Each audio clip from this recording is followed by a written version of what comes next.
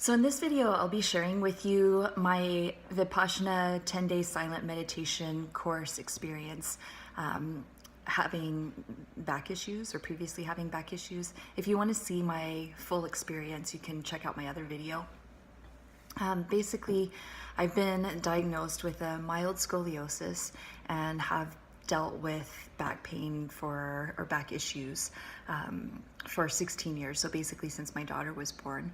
And I've tried everything. I've gone to chiropractor, done physio, acupuncture, critical alignment therapy, yoga, massage, qigong, strength training, and so I've been through it all, and I was really concerned about sitting for 10 hours a day for 10 days in this course. So I did some research online. I found a couple of blogs. And interestingly, people who had back pain that went, it didn't exacerbate their problem. So in some cases, they didn't have a change, and in other cases, they said that they felt the course helped them. So in my instance, I basically wanted to avoid having an episode, is what I call it. So basically, if I didn't get a chiropractic adjustment every 8 to 12 weeks, this was a couple years ago, my back would get tight, and then eventually it would go out, meaning like I wasn't able to walk. And if I looked down at my lap, my legs would be kind of shifted over, and then I'd have to go to chiropractor like 3 times a week, and then 2 times a week, and massage and do all of these things to get it back to where it was functioning.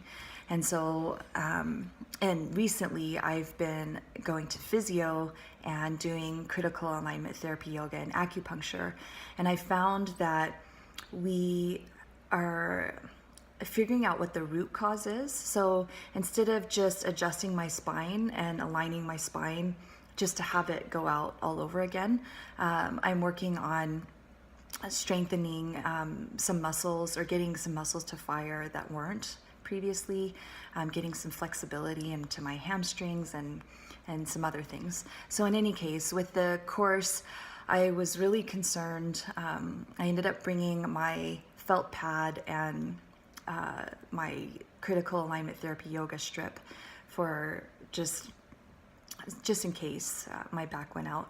And I did do regular stretches.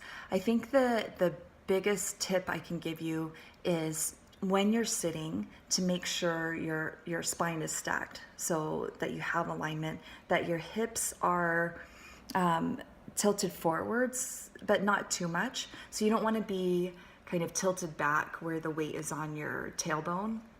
I did start out with a chair that had a back, but the back was leaned backward a bit, and I didn't feel like my spine would be stacked if I sat on it. So I did go without the chair and sat on my cushion and just made sure that I had alignment and had good posture. And I found, I believe it did strengthen a lot of my core and postural muscles. Another thing that was like really interesting and fascinating to me was in learning this technique, the Vipassana meditation method, you're really honing in on the subtle cues that your body gives you. And there was one day where I was walking around.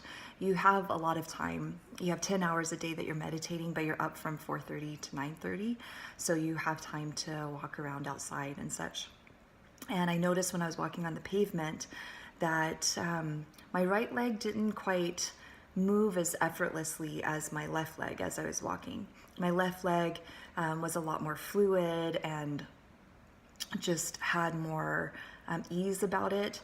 And so when I started honing in on what was the difference between the two sides, my right side was just not activating, like all the muscles weren't activating like they did on the left side. So I don't know the names of the muscles, but basically on the inside of my thigh, I don't know if that's an abductor or whatever, that wasn't fully firing.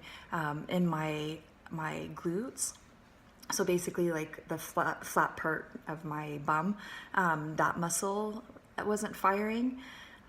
So it wouldn't matter how many squats I did or lunges, other muscles would be strengthened, and those, because they're not firing, wouldn't be strengthened. So when I went back home, I told my physio about my experience, and she gave me some exercises. So we'll see how that goes. But yeah, so what I started doing was trying to figure out how I could walk to get those muscles to fire. So now when I walk my dog, I'm trying to be more cognizant of, like, my right foot, my toe points out, so pointing it forward, and just trying to build up that strength and that ease that I have on the left side. So I'm not saying that this Vipassana course has cured me, but it did help me identify some issues that I'm now working on. I also think when you have an emotional release, for me, anytime I was really stressed, it exhibited itself through back pain.